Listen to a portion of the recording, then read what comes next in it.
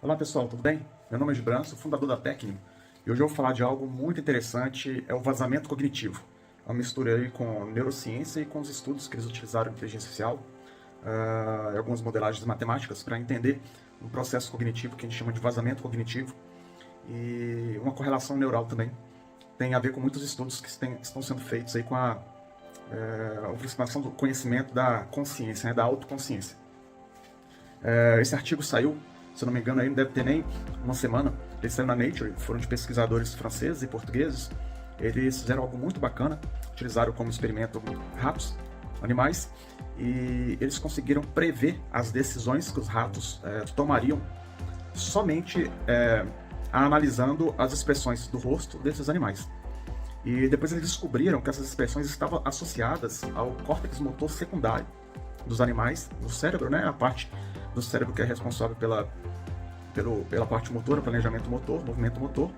E isso acontecia 50 milissegundos antes, ou seja, 1/20 de segundo, né? Um ínfimo de segundo antes das expressões faciais ocorrerem. Ou seja, ao invés de colocar eletrodos dentro, né, do cérebro dos animais, eles conseguiram monitorar com a qualidade e com uma acurácia, um erro mínimo possível, somente externamente observando o rosto desses animais. Então isso abre muitas coisas e linhas e áreas de oportunidades aí que eu vou falar daqui a pouco para vocês. Logicamente é um estudo inicial, preliminar, mas já teve resultados bem interessantes e podem ser testados para ver se esses resultados também se expandiriam para seres humanos. O que eles fizeram? Eles pegaram os animais, fixaram os animais num local, né? Fixaram a cabeça do animal para que não se movimentasse, colocaram uma câmera de alta resolução filmando o rosto desses animais. E aí eles colocaram 2 bicos para que o animal pudesse escolher entre beber água, né? Nesses 2 bicos distintos, e a água saía com açúcar, a água um pouco adocicada para que incentivasse esses animais a beberem. Porém, eles colocaram um mecanismo nesses bicos que a partir de determinado número de tentativas, isso de forma aleatória, esses bicos paravam de funcionar. Então o animal, ele deveria, em algum momento, ele teria que tomar uma decisão entre continuar insistindo para ver se voltava a sair água naquele bico, né, como se fosse um pequeno bebedouro ali, ou abandonasse esse bebedouro e tentasse o outro. Para ele tentar o outro, ele precisaria de andar numa esteira. A esteira, ele ficava fixo. Quando ele andava na esteira, o outro bebedouro, né, tinha um mecanismo que trazia o outro bebedouro para a boca dele. Então o animal, ele teria que tomar uma decisão. Aquela decisão de fica ou sai. Ou ele fica insistindo naquele bebedouro, ou ele sai, porque ele percebeu que aquele bebedouro não traria, né, não teria mais água para ele, água doce, e ele vai para o outro. Então essa é a tomada de decisão mais básica, que até as bactérias elas fazem essa tomada de decisão. Não são só os seres humanos que tomam decisão, né? Até os seres mais primitivos tomam decisão também. E o que foi de interessante nisso, né? Eles perceberam que quando utilizavam mais de um animal, a estratégia de tomada de decisão que eles tomavam era mais de uma. Eles não usavam sempre a mesma estratégia. Então os animais usavam 2 estratégias. A primeira é a seguinte, a estratégia mais pessimista. Ele contava, ele ia tomando e de vez em quando falhava. Aí ele contava o número de falhas nesse bebedouro. Imagina você tá bebendo água, de vez em quando você aperta, não sai água, né? Aí depois sai, aperta, não sai água. Ele contava esse número de falhas, né? O sistema cognitivo, né, do animal contava o número de falhas. Quando ele percebia que esse número atingia, né, tinha uma certa confiabilidade, ele abandonava e ia para o outro. Então essa era uma estratégia que os animais tinham. A outra estratégia era uma estratégia mais otimista. Em vez de ele contar o número de falha, ele contava o número de sucesso. Então ele ficava bebendo água. Enquanto a água saía, ele considerava que aquilo ali era um sucesso positivo, e ao invés de ele abandonar e ir para o outro, ele ficava, mesmo que ocorresse uma outra falha no meio do caminho. Então essas eram as 2 estratégias que os animais tomavam. Ou seja, isso foi uma descoberta interessante, porque a princípio se imaginaria que os animais tomariam uma das estratégias, né? Depois que eles fizeram isso, eles foram analisar as câmeras, né, as filmagens da câmera de alta resolução. Por que utilizaram a câmera de alta resolução? Porque são micro, né, expressões, são expressões que não são percebidas com o nosso olho, a gente não consegue perceber. Então são pequenos estímulos motores nos músculos da face que o cérebro, né, de algum modo, enviava esses comandos para a face e a face movimentava.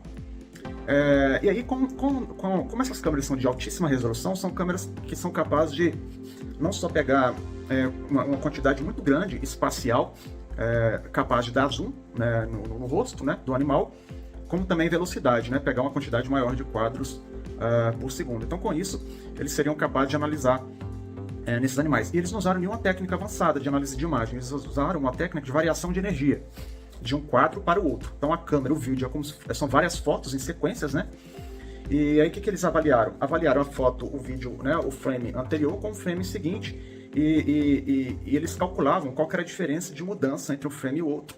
Se tivesse uma mudança muito grande, eles consideravam que era uma grande intensidade de energia, ou seja, o cérebro com certo tipo deu um comando que exigia um certo tipo de energia, uma certa quantidade de energia, para que os músculos da face dos animais pudessem se movimentar. Quando a energia é muito grande, o que acontece? Vai movimentar em maior intensidade, de forma mais rápida, e isso vai ser detectado num conjunto menor de quadros do que aqueles que movimentam com maior energia. Fizeram a decomposição dessas informações decomposição em valores singulares, chamado SVD, né? E a partir daí eles identificaram que eles conseguiam, a partir dessa decomposição e da análise desses dados, eles conseguiam prever, apenas com esses dados, com antecedência, qual que era a decisão que o animal ia tomar. Se o animal ia ficar ou se ele ia trocar de bebedor. E também conseguiam classificar qual estratégia que esse animal estava tomando. Somente sem colocar eletrodo nenhum na cabeça do animal, ou seja, sem identificar nenhum padrão eletrográfico do animal, apenas identificando o reflexo muscular, né? a consequência muscular de alguma causa anterior de comando neural do animal. Então, eles verificaram, né, uma suspeita, uma hipótese de uma correlação neural. E o mais interessante é o seguinte: primeiro que eles conseguiram antecipar, então eles já sabiam qual era a decisão que aquele animal ia tomar antes do animal tomar, e qual era a estratégia que ele utilizava, com uma certa antecedência. Só que eles pensaram o seguinte: será que existe alguma relação, né, entre esses comandos e os neurônios do cérebro? Será que se a gente colocar eletrodos a gente vai fazer essa predição com melhor qualidade? Aí eles foram para o passo 2 da pesquisa: colocaram eletrodos nos animais, em algumas áreas responsáveis por planejamento, tomada de decisão, atividade motora, aqui na parte de cima aqui do animal, e também uma área relacionada às ações olfativas do rato, porque tinha relação com tomada de decisão também, com planejamento e tomada de decisão. Eles descobriram, aí quando eles foram fazer a análise em conjunto dos sinais cerebrais, dos sinais eletrográficos do animal com os sinais da face, eles perceberam que, adicionando os sinais cerebrais, não tinha nenhuma melhora significativa na qualidade da predição desses dados. E olha que interessante, isso significou que utilizar as imagens do rosto, das expressões faciais, é suficiente para fazer esse tipo de predição. E olha que interessante isso. Isso é muito interessante porque, sendo suficiente, você não precisa colocar o eletrodo no animal, não precisa fazer uma operação, não precisa fazer nenhuma parafernália para colocar um eletrodo de medição para esse tipo de tarefa em específico, né? Logicamente não dá para generalizar, assim como a gente faz na ciência, a gente não pode generalizar, mas isso levanta hipóteses, né? Será que para outras tarefas isso há uma possibilidade? E uma hipótese mais para frente ainda, né? E perguntas, na verdade, e para os seres humanos, né? Aí, então, identificaram isso e eles queriam saber se existia alguma área do cérebro que eles estavam monitorando que estava enviando comandos, né, para o rosto, para os músculos do rosto. Porque estava detectando o músculo a movimentação muscular do rosto dos animais, isso estava sendo suficiente para prever, de uma forma indireta, a tomada de decisão do animal. Aí eles verificaram que, dentre as áreas que eles monitoraram, foi uma área do córtex motor secundário, que é uma área do cérebro relacionada a envio de comandos, né, para movimentos. Eles perceberam que toda vez que o animal era detectado uma variação com alta energia na imagem, na expressão facial dele, 50 milissegundos com antecedência, 50 milissegundos antes, esse córtex motor, o eletrodo, identificava uma grande atividade ali naquela região, grande atividade neuronal. Neurônios naquela região estavam mais ativos. Então eles fizeram a seguinte pergunta: será então que esses neurônios no córtex motor secundário são os neurônios que estão enviando comando para as expressões faciais dos animais, para que essas expressões faciais pudessem servir, né, como marcadores físicos de uma tomada de decisão do animal, um certo tipo de pensamento antecipado. Aí eles tinham dúvida, né, se aquilo ia ser uma causa ou simplesmente uma causa-efeito, simplesmente uma associação ou correlação entre os movimentos, entre a atividade neuronal do córtex motor secundário e a movimentação facial. Aí eles foram na optogenética, né? O que é a optogenética? Voltando um pouco, né, alguns anos atrás, descobriram que algumas algas marinhas, né, rodopsinas, algumas algas marinhas, elas emitiam luz, né? Elas emitiam luz no ambiente que ela vivia. Aí foram estudar essas algas e encontraram uma proteína ali chamada rodopsina, que é uma proteína que é esse marcador, né? Que ela expressa este comportamento de acordo com a variação luminosa. E aí extraíram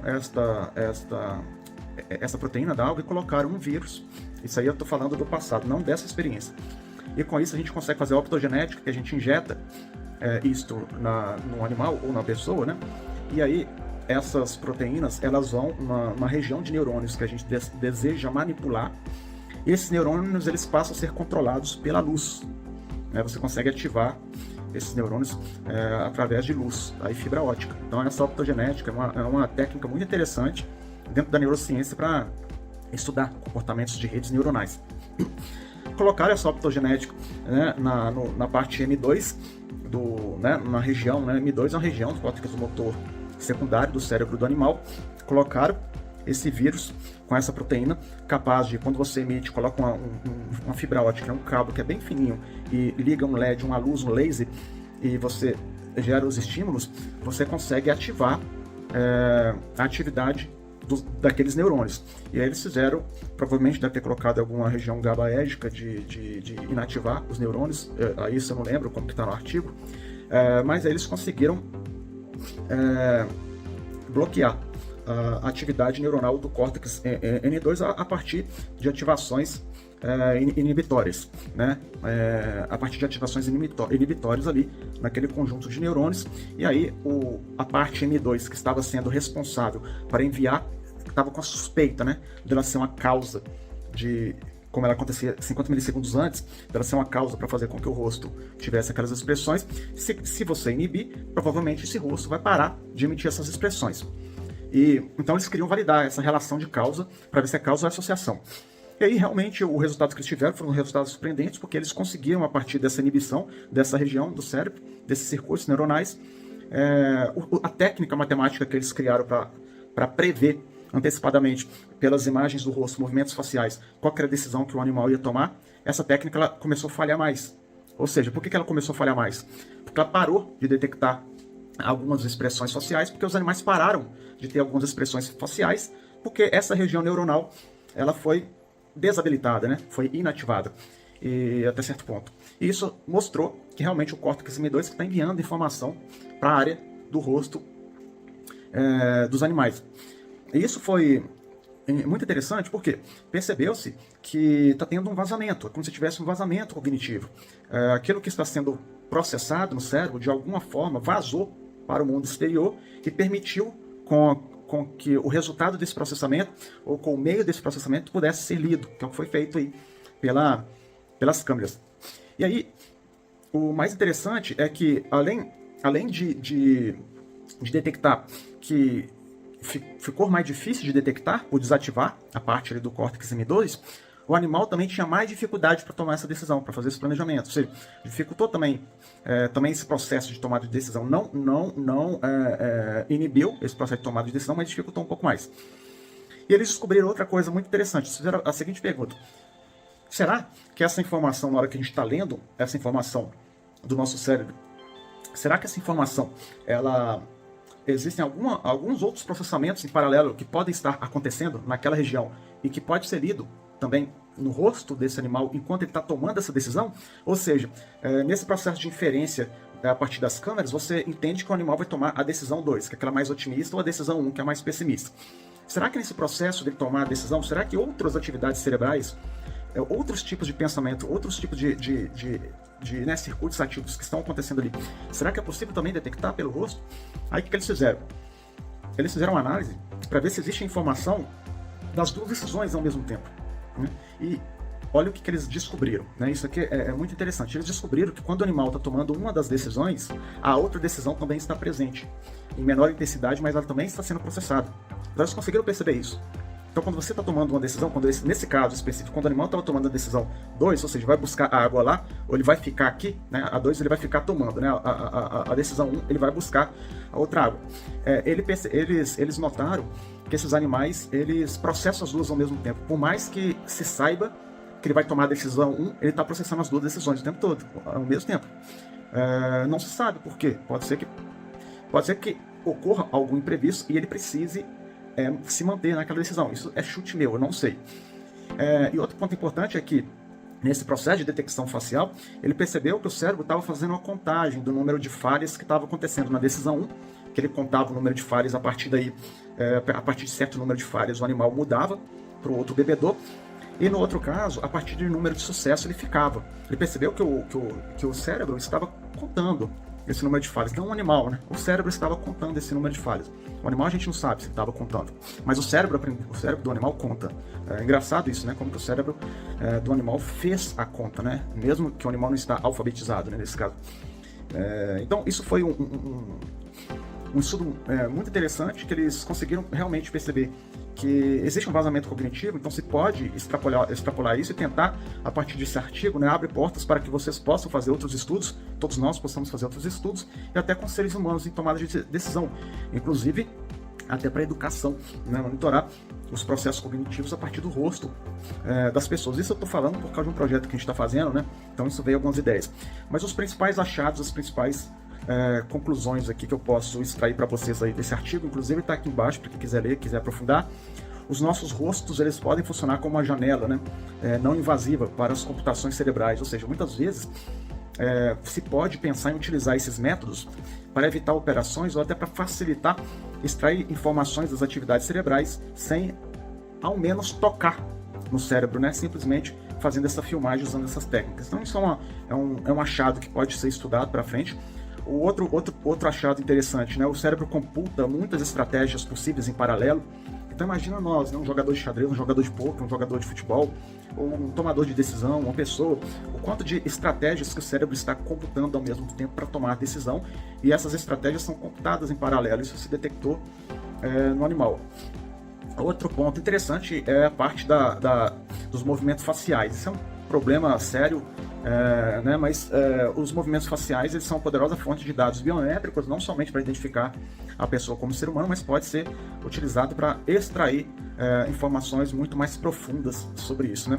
E, logicamente, isso envolve outras questões que nem entram na nossa área, mas na área do direito, ou na área de ética, sobre privacidade mental, né? Na verdade, não somente privacidade de dados, mas privacidade mental. Artigo sensacional, se não me engano, ele saiu dia 31 ou 30 de setembro. Recomendo vocês lerem. E por que a gente está falando isso, né? A Tecno trabalha unindo as duas áreas de neurociência e inteligência artificial. E esse trabalho aí, ele realmente utiliza as duas áreas aí como análise de dados, né? Modelagem de dados sobre a parte, né, do rosto dos animais, a parte de inferência, ou seja, prever resultados futuros a partir de dados de presente e passado. E, logicamente, a parte neurocientífica, né, com toda essa experimentação aí, bela experimentação aí, que foi feita nesse artigo. Né? Espero que vocês tenham gostado. Acompanhe aí no nosso canal, no nosso Instagram, outras informações, outras histórias, outros artigos. E um grande abraço para todos vocês. Até mais.